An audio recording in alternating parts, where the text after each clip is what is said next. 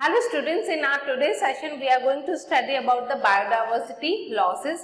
What are the principles behind this biodiversity loss? In today's class we will discuss that. Clear? This picture is clearly depicted the loss of biodiversity from the nature. This deforestation leads to maximum extinction of species.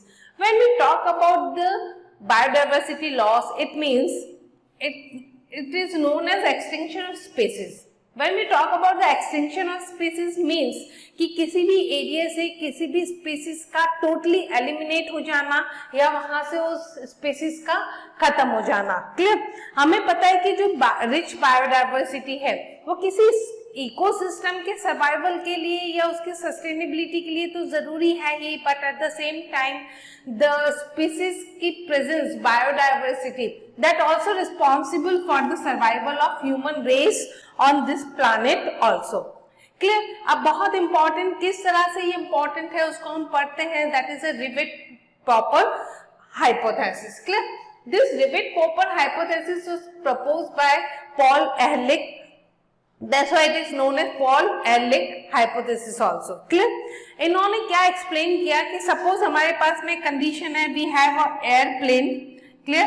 This airplane considered as a ecosystem. Clear?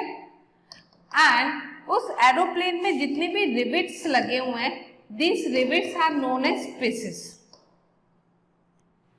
Clear? अब कोई passenger अगर इस aeroplane में travel करता है, clear, और अगर travel करते करते अगर वहां से वो कोई रिवेट्स को रिमूव करता रहता है कंटिन्यूअसली ना, स्पीसीज को रिमूव कर रहा है वहां से.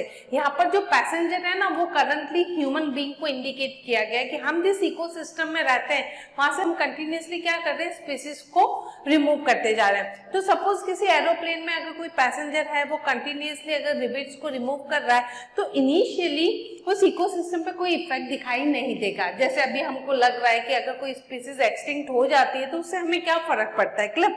बट विद टाइम बीइंग क्या होगा, अगर कंटिन्यूअसली वहां से रिवेट्स को रिमूव करते जाएंगे तो एरोप्लेन की जो फंक्शनिंग है वो डेफिनेटली अफेक्ट होगी. Clear point? तो यही समझाया है कि जो प्रॉपर फंक्शनिंग ऑफ इकोसिस्टम के लिए इनिशियली हो सकता है कि वो स्पीसीज रिस्पॉन्सिबल ना हो, बट विद टाइम बीइंग क्या होगा, वो उस एरोप्लेन की उस इकोसिस्टम की फंक्शनिंग को अफेक्ट करेगा. फिर सेकंड पॉइंट आता है कि आप अगर आगे बढ़ेंगे तो यहाँ पर पॉइंट आता है, जो सेकंड पॉइंट है उसमें यहाँ पर देखेंगे कि कई बार सिचुएशन कैसी हो जाती है कि ऐसे स्पीसीज को रिमूव करवा दिया जाता है. क्लियर? तो जैसे की स्पीसीज, जैसे हमने आगे पढ़ा हुआ है कि अगर सपोज एक रिवेट रिमूव हुआ या कंटिन्यूअसली रिवेट रिमूव हुए जो कहां पर प्रेजेंट थे, विंग्स पे प्रेजेंट थे, तो विंग्स पे अगर रिवेट्स रिमूव होंगे यानी विंग्स पे प्रेजेंट रिवेट्स को हमने कहा है की स्पीसीज पे आप क्वेश्चन अटेम्प्ट कर चुके होंगे कि ये ऐसी स्पीसीज होती है जो इकोसिस्टम को कंट्रोल करती है. क्लियर? बहुत इंपॉर्टेंट होती है उस इकोसिस्टम के सर्वाइवल के लिए. कि सपोज अगर हमने की स्पीसीज को वहां से रिमूव कर दिया जो मेजर इकोसिस्टम फंक्शंस को कंट्रोल करती है, तो this situation then becomes more serious. Clear? कि क्योंकि वो फ्लाइट की सेफ्टी को अफेक्ट करेगी. अगर हमने रिवेट्स रिमूव किए सीट के, विंडोज के, तो हो सकता है वो ज्यादा अफेक्ट ना करे, बट विद टाइम बीइंग अगर की स्पीसीज अफेक्ट होती है तो वो फंक्शनिंग ऑफ इकोसिस्टम को डेफिनेटली अफेक्ट करेंगी. तो रिवेट-प्रॉपर हाइपोथेसिस जो है वो बहुत इंपॉर्टेंट है, ध्यान रखना उसको. Next we are moving towards loss of biodiversity. Clear?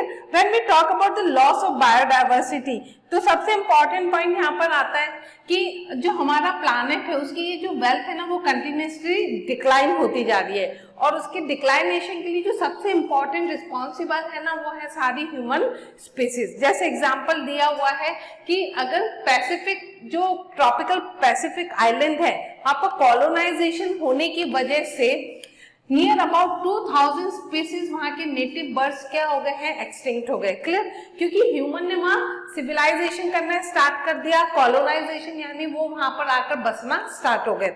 Next अगर हम यहाँ देखें कि लास्ट 20 इयर्स की अगर हम बात करें तो पिछले 20 सालों में ही हम नियर अबाउट 27 स्पीसीज को इस अर्थ पर से एक्सटिंक्ट कर चुके हैं। क्लियर? यहाँ पर डेटास बहुत आएंगे, इसलिए उसको बहुत अच्छे से आपको ध्यान रखकर चलना है।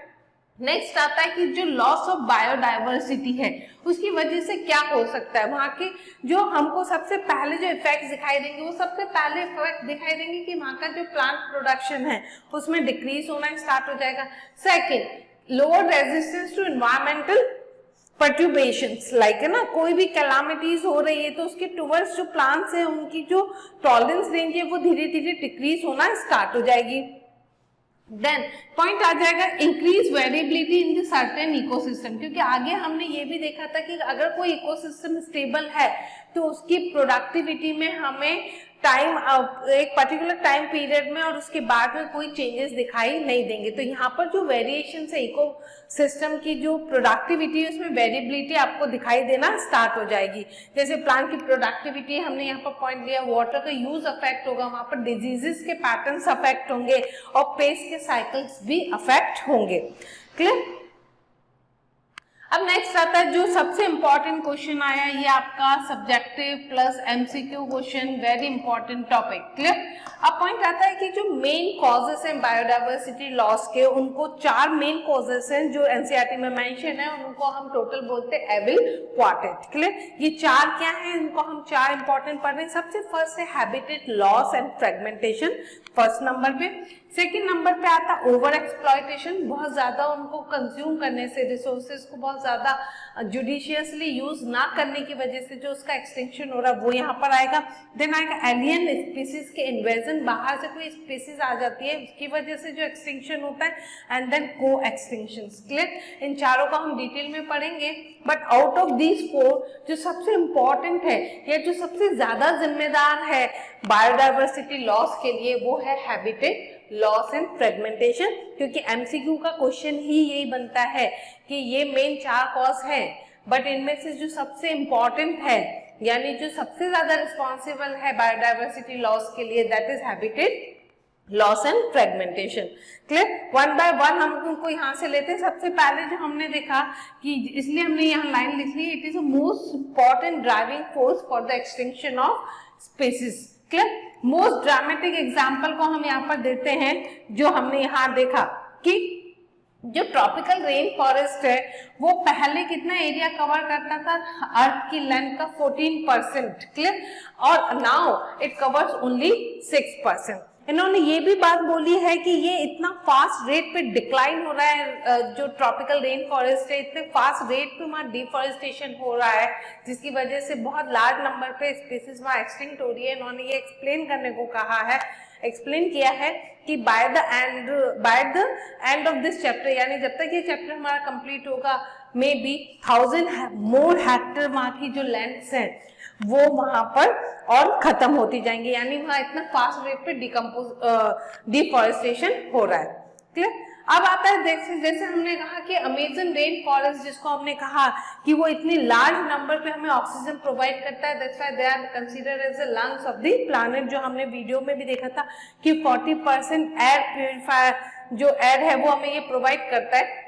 तो ये इतनी मिलियंस ऑफ स्पीसीज को वहां पर हार्बर करता है, तो उसकी वजह से वहां पर जो डिफॉरेस्टेशन हो रहा है। अब ये दूसरा एमसीक्यू क्वेश्चन आता है कि अमेजन रेन फॉरेस्ट में जो डिफॉरेस्टेशन है उसके पीछे का सबसे मेन रीजन क्या है, that is cultivation of soybeans. Reason number 1, cultivation, soybean के कल्टीवेशन के लिए जो फार्म एरिया चाहिए वो फार्म एरिया डेवलप करने के लिए वहां फॉरेस्ट कट होते जा रहे हैं। And the second, grassland develop किए जा रहे हैं ताकि वहां पर जो बीफ कैटल हैं उनको ग्रो किया जा सके। क्लियर? इन 2 मेन पर्पस की वजह से जो फॉरेस्ट है, रेन फॉरेस्ट, उनको धीरे धीरे क्लियर किया जा रहा है। पॉइंट आया यहाँ पर। उसके अलावा भी हमने क्या किया है, हैबिटेट्स को बहुत छोटे छोटे टुकड़ों में काट दिया है।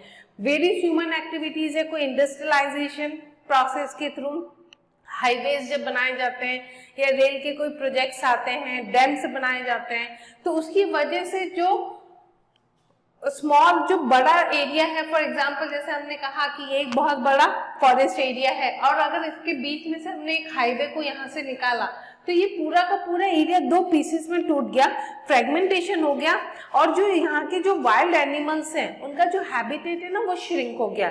तो इसकी वजह से बहुत ज्यादा मैमल्स, बर्ड्स जिनको बहुत लार्ज एरिया चाहिए होता है रहने के लिए, और या फिर जिनके पास माइग्रेटरी हैबिट है, वो सबसे ज्यादा अफेक्ट होते हैं और उसकी वजह से उनकी जो पॉपुलेशन है वो नेचर में धीरे धीरे डिक्लाइन होना स्टार्ट हो जाती है। जैसे एग्जांपल दिया है कि जो नेचुरल ग्रासलैंड है ना यूएसए के, क्लियर, उनको कंटिन्यूसली क्लीन किया जा रहा है क्योंकि हमें ज्यादा से ज्यादा एग्रीकल्चर लैंड चाहिए। अब एग्रीकल्चर लैंड और ह्यूमन सेटलमेंट्स की रिक्वायरमेंट इसलिए हो गई है क्योंकि पॉपुलेशन बहुत फास्ट रेट पे बढ़ रही है, तो उसको फीड करने के लिए हमें बहुत ज्यादा फूड रिसोर्सेज की रिक्वायरमेंट है और उनको बचाने के लिए भी हमें लैंड की रिक्वायरमेंट है। तो हम देखते हैं कि धीरे धीरे जो सिटी है वो एक्सपांड हो रही होती है और एक्सपांड होने के बाद जो प्लॉट्स मिलते हैं हमको आउटर सिटी एरिया में, बेसिकली वो प्रीवियसली क्या थे, वो सारे फार्मलैंड्स थे या फिर वहां पर फॉरेस्ट वगैरह हुआ करते थे, बट उस लैंड को हम लोग ह्यूमन सेटलमेंट्स या फिर एग्रीकल्चर पर्पस के लिए हम उनको कंटिन्यूसली डिस्ट्रॉय कर रहे हैं।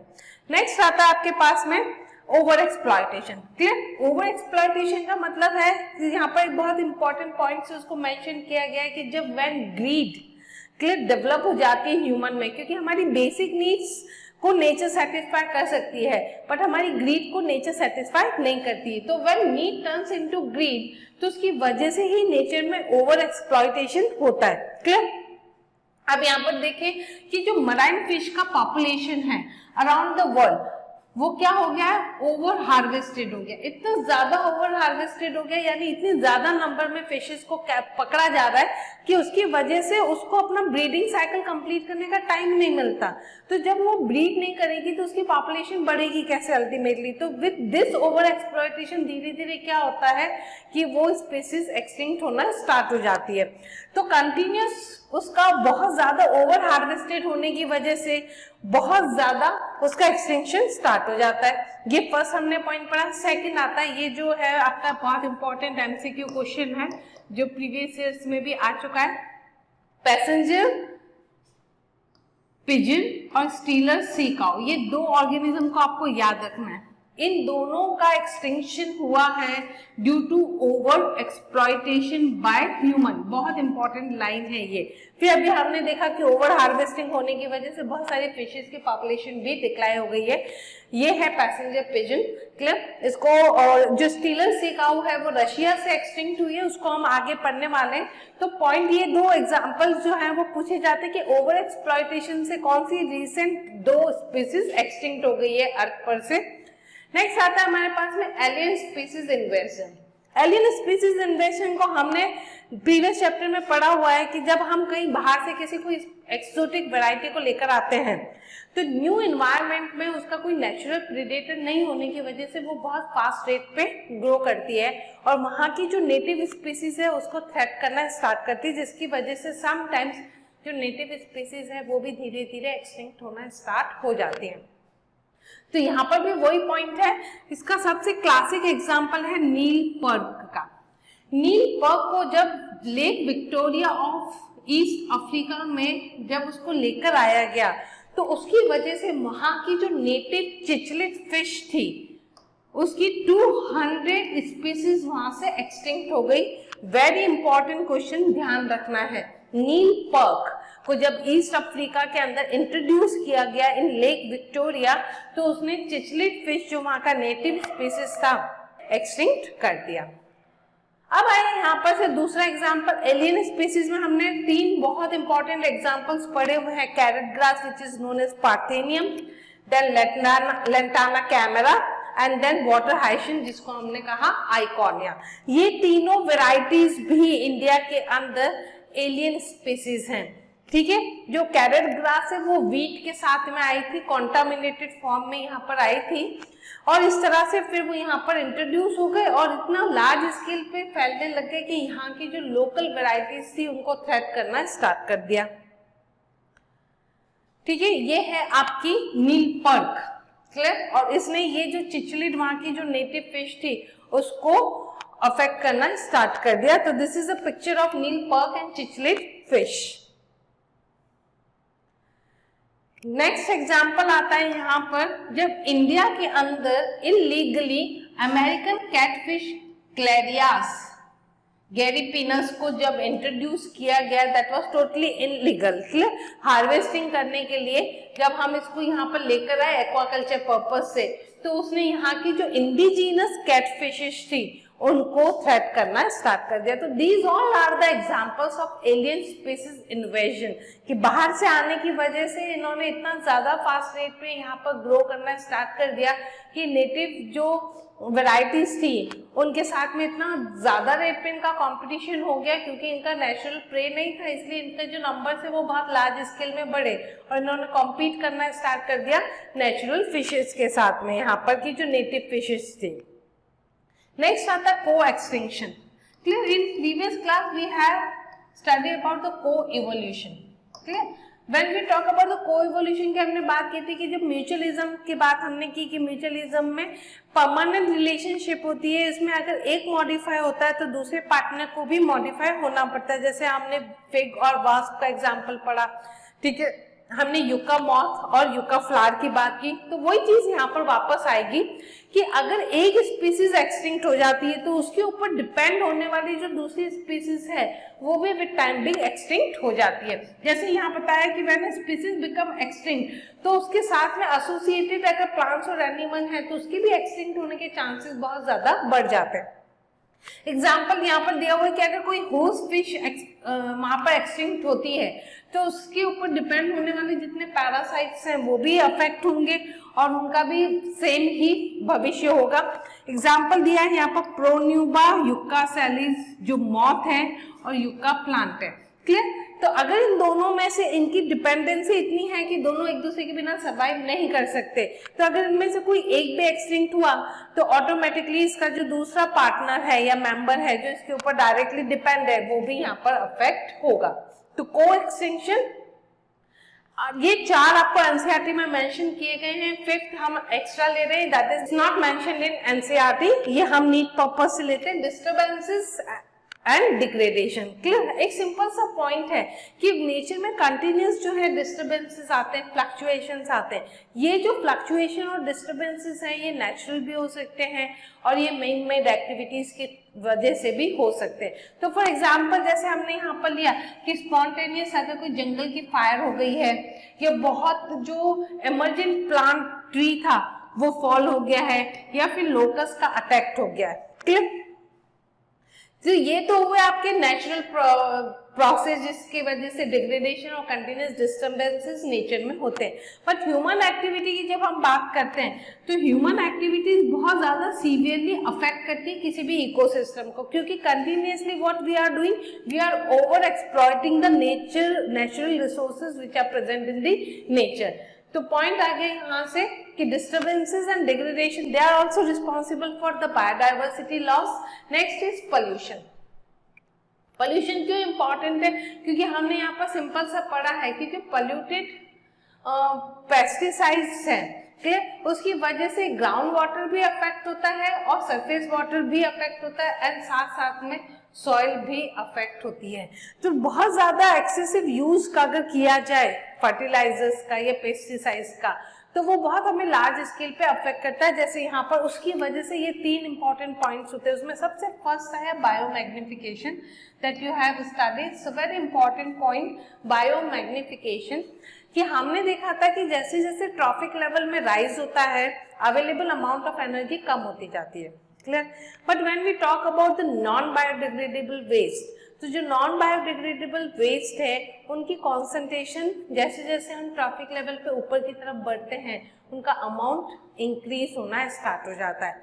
इसकी वजह से एक्सेसिव पेस्टिसाइड्स जो जनरली जैसे डीडीटी के इफेक्ट में हम लोग बायोमैग्निफिकेशन पढ़ते हैं, तो इस बायोमैग्निफिकेशन की वजह से सबसे ज्यादा अफेक्ट कौन होता है, जो टॉप कंज्यूमर्स होते हैं। क्लियर, इसमें एक एग्जांपल आता है कि टॉप कंज्यूमर्स के अंदर ये जो बर्ड्स होते हैं ना, बर्ड्स की सबसे ज्यादा स्पीसीज अफेक्ट हुई है, क्योंकि ये जो एग्स देते थे ना उनका जो कैल्शियम जो शेल होता था एग्स का, क्लिडोइक एग्स का शेल, वो इतना सॉफ्ट होता था कि इनकी प्रोजेनी सर्वाइव ही नहीं कर पाती थी। तो बायोमैग्निफिकेशन की वजह से भी बहुत लार्ज नंबर पे बर्ड स्पीसीज एक्सटिंक्ट हो गई है और it is due to the uses of non biodegradable pesticides. Clear? Next आता है eutrophication. Eutrophication which is known as algal bloom. ठीक है, algal bloom is a disadvantage of BGA. तो जब वाटर बॉडी में बहुत लार्ज अमाउंट में nutrients present होते हैं तो उसकी वजह से वहां पर बीजीए यानी ब्लू ग्रीन एल्गा बहुत फास्ट रेट पे ग्रोथ करना स्टार्ट करती है, और फास्ट रेट पे ग्रोथ करने की वजह से वो बहुत मैक्सिमम अमाउंट में वाटर बॉडी का ऑक्सीजन यूज कर रही होती है, जिसकी वजह से जो बीओडी है उस वाटर बॉडी की वो इंक्रीज होना स्टार्ट हो जाती है। क्लियर? अब पॉइंट ये हुआ कि जिस तरह से जो बायोलॉजिकल ऑक्सीजन डिमांड है वो बहुत इंपॉर्टेंट पॉइंट है। क्लियर? क्योंकि ये हम इन रिगार्ड ऑफ पोल्यूशन पढ़ते हैं, बायोलॉजिकल ऑक्सीजन डिमांड। तो जो वाटर पोल्यूटेड होगा उसकी बायोलॉजिकल ऑक्सीजन डिमांड भी बहुत हाई होगी। तो algal Bloom maximum oxygen use करिए, जिसकी वजह से वाटर बॉडी में प्रेजेंट जितने भी फ्लोरा और फोना है धीरे धीरे उनकी डेथ होना स्टार्ट हो जाती है, ऑर्गेनिक मैटर उसमें बढ़ना शुरू हो जाता है। तो फिर टाइम बिंग जो एक लेक है वो धीरे धीरे डेड होना स्टार्ट होती है। एक डेड रिवर का मतलब क्या होता है, जैसे आपने कभी पढ़ा होगा कि कई बार यमुना और जो गंगा रिवर है वो इतनी ज्यादा डेड हो गई है कि हम उसको डेड रिवर कंसीडर करते हैं। डेड रिवर का मतलब होता है कि उसमें किसी भी टाइप का प्लांट्स और एनिमल नहीं मिल रहा, वो इतनी ज्यादा पोल्यूटेड हो चुकी है, उसमें इतने ज्यादा अमाउंट के अंदर ऑर्गेनिक मैटर प्रेजेंट है। तो eutrophication is also due to excessive use of fertilization. Next आता है कि कई बार जो पोल्यूटेंट है जैसे एयर पोल्यूटेंट है उसकी वजह से जो सेंसिटिव प्लांट्स हैं वो सर्वाइव नहीं कर पाते। इसका हमने क्लियर कट एग्जांपल पढ़ा है, लाइकेंस जो सल्फर डाइऑक्साइड के टुवर्ड सेंसिटिव है, तो वो एयर पोल्यूशन इंडिकेटर की तरह काम करते हैं। देन आया और पॉइंट कि जो बायोडाइवर्सिटी है that reduces due to the pollution. So very important factor कि पोल्यूशन का बहुत इंपॉर्टेंट रोल है स्पीसीज के एक्सटिंक्ट होने में। नेक्स्ट आता है intensive agriculture. When we talk about the intensive agriculture, जो हमने आगे भी पढ़ा, क्योंकि हमें इतनी ज्यादा अमाउंट के अंदर फूड रिसोर्सेज की जरूरत है जिसके लिए हमें बहुत लार्ज स्केल पे लैंड चाहिए जहाँ पर हम फार्मिंग कर सके। प्लस दूसरा आपने देखा होगा कि बहुत जगह हमने देखा है कि मोनोकल्चर फॉरेस्ट डेवलप किए जा रहे हैं, यानी उस फॉरेस्ट के अंदर जो ऑलरेडी प्रेजेंट ट्रीज है उनको कट कर दिया जाता है और रिवेन्यू जनरेट करने वाले ट्रीज को उगाया जाता है। जैसे साल उगा दिए, टीक उगा दिए, जिससे हमें फर्नीचर मिलता है या जिससे हमें अच्छा वुड मिलता है। तो ये मोनोकल्चर होने की वजह से वहां पर धीरे धीरे बायोडाइवर्सिटी क्या होने लगती है, कम होना स्टार्ट हो जाती है। तो इसकी वजह से क्योंकि हम एग्रीकल्चर को इतना ज्यादा इंक्रीज कर रहे हैं कि हमारे नेचुरल जो वेटलैंड्स हैं, ग्रासलैंड्स हैं, फॉरेस्ट हैं, वो अफेक्ट हो रहे हैं। जब ये इकोसिस्टम अफेक्ट होंगे तो ऑब्वियसली वहां पर रहने वाली जो स्पीसीज है वो भी अफेक्ट होंगी। हम एग्रीकल्चर में क्या कर रहे हैं कि हम ऐसी वेराइटीज को ग्रो कर रहे हैं, वहाँ की ओरिजिनल वेराइटीज को हम खत्म कर देते हैं और हम वहाँ पर ऐसी वेराइटीज को ग्रो करते हैं जो हाई यील्डिंग हो, जो हाई रेवेन्यू जनरेट करती हो। तो इसकी वजह से ये एक बहुत इंपॉर्टेंट पॉइंट आया जब हम मोनोकल्चर करते हैं। जैसे अगर आप बात करें, एक क्रॉप लैंड है और एक फॉरेस्ट है, ठीक है, दोनों का बायोमास अगर सेम होगा, ठीक है, बायोमास दोनों का सेम है, लेकिन फिर भी जेनेटिक डाइवर्सिटी ज्यादा किसकी होगी, फॉरेस्ट की होगी, क्योंकि वहां पर वैरायटी ऑफ प्लांट्स ग्रो कर रहे हैं। लेकिन जो क्रॉप लैंड है उसमें तो एक ही टाइप का प्लांट ग्रो कर रहा है, तो उसकी वजह से उसकी जेनेटिक डाइवर्सिटी हमेशा कम होगी। नेचर के अंदर अगर कोई प्लांट सरवाइव करता है तो नेचर में कंटिन्यूस सरवाइव करने की वजह से उसमें बहुत सारे मॉडिफिकेशंस आते हैं, वेरिएशंस आते हैं। जनरली क्रॉप लैंड में इस तरह के वेरिएशंस डेवलप नहीं हो पाते। क्लियर हुआ ये point? So with this we end our today's topic, that was habitat loss. Clear? Habitat loss was the main important characteristic for the biodiversity loss. So with this we are ending our today's topic in which we have studied about the biodiversity losses and we have also studied about the major causes for this biodiversity loss. Important point है, हमने 2-3 MCQs study कर लिए जो basically यहाँ पर पूछे जाते हैं। Thank you so much.